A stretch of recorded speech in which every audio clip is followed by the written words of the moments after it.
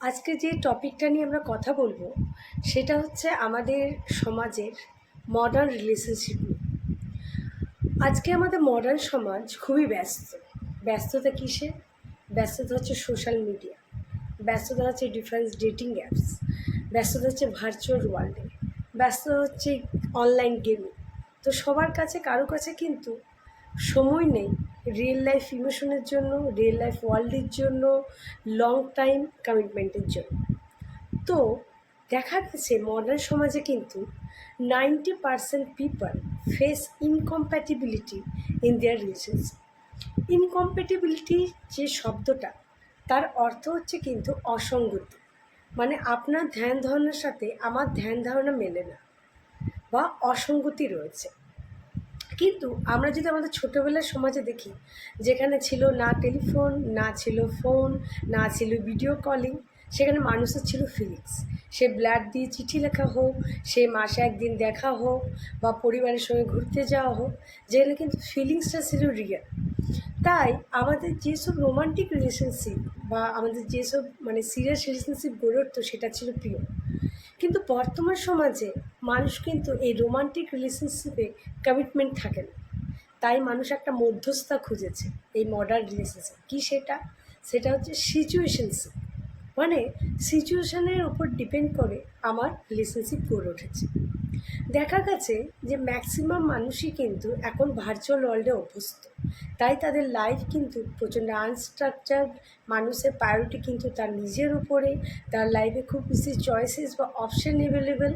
তাই সেক্ষেত্রে তার যে ট্র্যাডিশনাল রিলেশনশিপ ছিল, যেখানে হাই এক্সপেকটেশন ছিল, রিয়েল কমিটেড কানেকশন ছিল, সেটা কিন্তু আজকে হারানো। অক্সফোর্ড লার্নার বলছেন যে সিচুয়েশনশিপ বা হচ্ছে এমন একটা মডার্ন রোমান্টিক রিলেশনশিপ যেখানে কিন্তু কাপেলরা দে আর নট অফিসিয়াল পার্টনার। তাহলে কী কী বৈশিষ্ট্য situationship? Mainly situationship is the middle of the friendship and the romantic relationship. কারণ এর যে বৈশিষ্ট্যগুলি সেগুলো হচ্ছে অনেকটা সিচুয়েশনের ডিপেন্ড করে। ফার্স্ট কথা হচ্ছে মানুষের কানেকশন কিন্তু খুব বেশি রিয়েল লাইফ কানেকশন থাকে না, লেস কমিটেড থাকে, লং এক্সপেকটেশন থাকে না, মানুষের প্রেশার থাকে না সে সম্পর্কটা বয়ে নিয়ে যাওয়ার, বা ফিউচারের কোনো কমিটমেন্ট সে থাকে না। সে জাস্ট শুধু ভালো লাগা থাকে, সেই ভালো লাগাটা যতদিন ততদিন, তারপর সে কিন্তু উইদাউট এনি ফার্দার কমিটমেন্ট সে কিন্তু সেই সিচুয়েশন থেকে বা রিলেশনশিপ থেকে বেরিয়ে আসতে পারে। তাহলে এই সিচুয়েশনশিপ গড়ে তোলার কারণ কী? এই সিচুয়েশনশিপ গড়ে তোলার কারণ কিন্তু বিভিন্ন। ফার্স্ট রিজন কি, আমার কাছে প্রচুর ডেটিং অ্যাপস আছে যেখানে মাধ্যমে আমি বিভিন্ন মানুষকে বিভিন্ন সময় বা অ্যাট দ্য সেম টাইম আমি ডেট করতে পারি। ওকে, মানুষের কিন্তু ইন্টারাকশান আর ফেস টু ফেস হয় না। মানুষের কিন্তু ইন্টারাকশান এখন থ্রু দ্য সোশ্যাল মিডিয়া হয়। মানুষ কিন্তু তার রিয়েল লাইফটাকে এখন কাউকে দেখায় না। তাই যা কিছু আমি দেখছি over the phone, over the social media, সেটা কিন্তু রিয়েল নাও হতে পারে। মানুষের চাহিদা এখন প্রচুর বেড়েছে। আমার কী কী ক্রাইটেরিয়া মেয়ে চায় বা কী কী ক্রাইটেরিয়া ছেলে চায়, সেগুলো পুঙ্খাপুঙ্খ মিলছে কি না সেটা আমরা দেখতে চাই। সে রিয়েল মনের মানুষ কি না সেটা চায়। মানুষের লাইফ খুব বেশি আনস্ট্রাকচার লাইফস্টাইল। আমি রাতে জাগি, দিনে ঘুমাই, বা আমি আমার সোশ্যাল মিডিয়ায় কাজ করি, আমি অন্য চাকরি করি না, এসব বিভিন্ন কারণে তাদের দুজনের মধ্যে কিন্তু বা যারা পার্টনার হোক তাদের মধ্যে অসঙ্গতি থাকতে পারে। লাস্ট কথা, মানুষ কিন্তু নিজের উপর প্রায়োরিটাইজ করেছে, যদিও এটা ভালো, কিন্তু আমরা সবসময় জানি রিলেশনশিপসে কিন্তু অ্যাডজাস্টমেন্ট থাকে, কমিটমেন্ট থাকে, তবে একটা লং লাস্টিং রিলেশনশিপ গড়ে ওঠে। তাই মানুষ এখন কিন্তু রিলেশনশিপে যায় না, মানুষ এখন সিচুয়েশনশিপে যায়। তাহলে এই সিচুয়েশনশিপে কী কী কনস আর প্রস থাকতে পারে? ফার্স্টে তাহলে প্রসগুলো বলি। ফার্স্ট কথা হচ্ছে মানুষের কাছে কিন্তু একটা অপশান থাকে তার পছন্দের মতো মানুষকে বেছে নেওয়া। ওকে, যেসব মানুষ ব্রেকআপ বা কমিটমেন্ট থেকে ভয় পায় সেই সব মানুষ কিন্তু এই সিচুয়েশনশিপের মধ্যে অনায়াসে আসতে পারে। কারণ না তাকে কোনো কমিটমেন্ট দিতে হচ্ছে, না ব্রেকআপসের কোনো ভয় থাকে তার, সে অনায়াসে সেইখান থেকে বেরিয়ে আসতে পারে। 3 নম্বর হচ্ছে মানুষ কিন্তু একটা সিরিয়াস রিলেশনশিপে ঢোকার আগে সেই মানুষ একটা ওয়ে অফ এক্সপ্লোরিং পায়, যে before deciding to jump into the serious relationship সে কিন্তু বিভিন্ন রিলেশনশিপে যেতে পারে। এগুলো হচ্ছে প্রস। কনস কি?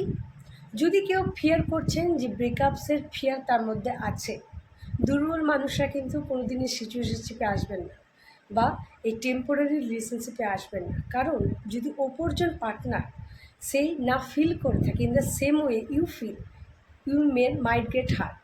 ওকে, সেকেন্ড নাম্বার হচ্ছে যে এই যেহেতু এই রিলেশনশিপে কোনো এক্সপেকটেশন থাকে না, ওকে, তো সেক্ষেত্রে কখনোই এই রিলেশনশিপে এক্সপেকটেশন করবেন না। সেক্ষেত্রে যদি কমিটমেন্ট আপনি না দিতে পারেন বা আপনার ওপর পক্ষ থেকে কমিটমেন্ট না আসে, তাহলে কখনোই এই রিলেশনশিপে আপনার যাওয়া উচিত নয়। থার্ড নাম্বার হচ্ছে মানুষের সম্পর্কে কনফিউশন তৈরি হয়, ক্ল্যারিটি তৈরি হয়, সেক্ষেত্রে কিন্তু আপনার রিলেশনশিপে যাওয়া উচিত না। সবথেকে ফোরমোস্ট কারণ যে মানুষ কেন এই সিচুয়েশনশিপ বা টেম্পোরারি রোমান্টিক রিলেশনশিপে যাচ্ছে, এই যুগে মানুষ কিন্তু অবশ্যই ফিনান্সিয়ালি ইন্ডিপেন্ডেন্ট হতে চায়। সেক্ষেত্রে এই সিচুয়েশনশিপে গেলে যেহেতু there is a less commitment and less expectation, একজন পার্সন কিন্তু তার লাইফের অনেকটা টাইমই পায় তার পার্সোনাল গ্রোথ ও কেরিয়ার করার জন্য। সেই জন্য মানুষ কিন্তু ট্র্যাডিশনাল রিলেশনশিপে না গিয়ে এই শর্ট টার্ম রোমান্টিক রিলেশনশিপে যাচ্ছে, সেখানে তারা অফিসিয়াল পার্টনারও না, সেখানে তাকে কল করে কথাও দেওয়া নেই এবং তাকে প্রেসারাইজও করা হয় না ফিউচারের কথা ভাবার জন্য। আপনার কি মনে হয় যে রোমান্টিক ট্র্যাডিশনাল রিলেশনশিপ ভালো ছিল না এই সিচুয়েশনশিপ? যদিও বর্তমানকালে এটাই চল হয়েছে, আপনি কোন মানুষের মধ্যে পড়েন যে সিচুয়েশনশিপে যাওয়া উচিত না লং টার্ম রোমান্টিক রিলেশনশিপে যাওয়া উচিত? মতামতটা অবশ্যই দিতে হবে আমার ভিডিওতে। যদি আমার এই ভিডিওগুলো ভালো লাগে অবশ্যই কমেন্ট করবেন, অবশ্যই লাইক করবেন, আর চ্যানেলটা কিন্তু সাবস্ক্রাইব করতে ভুলবেন না।